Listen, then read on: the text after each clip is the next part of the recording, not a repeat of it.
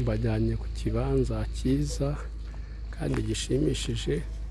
Murabona ko uyu ari umuhanda principal munini kandi uzajyamo kaburimbo mu gihe gitoya kiri imbere. Urabonye umuhanda, uyu muhanda rero iyo uvuyemo hari agahanda kinjiramo ariko kagana kuri icyo kibanza. Ni ikibanza cya kabiri, ufite imodoka yahinjira n'umunyamaguru yahinjira. Urabona ko ari agahanda bakase kinjiramo n'imodoka. Aka gahanda kose ikibanza cya kabiri rero urabona ko kiri no ku muhanda. Imodoka, agahanda ngaka, ikibanza ngiki. Uwagikenera telefone yacu ni 0788 40 3395.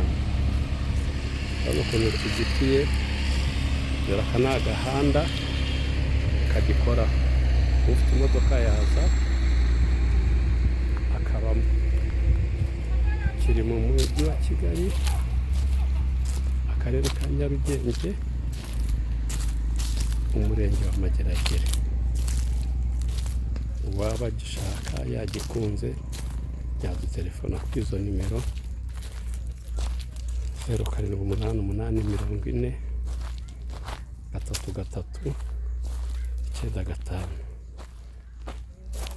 Ikibanza cyiza, kirashashe, kiratambitse.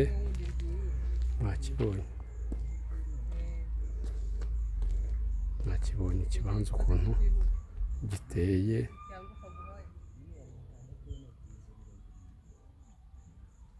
Gifite icyangombwa cyacyo cyihariye.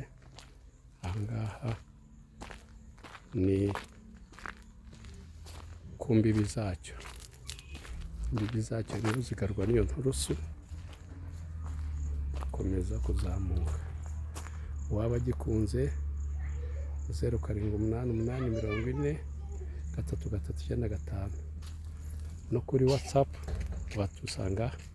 Ukore subscribe kuri channel yacu, share iyi video, like na comment. Murakoze.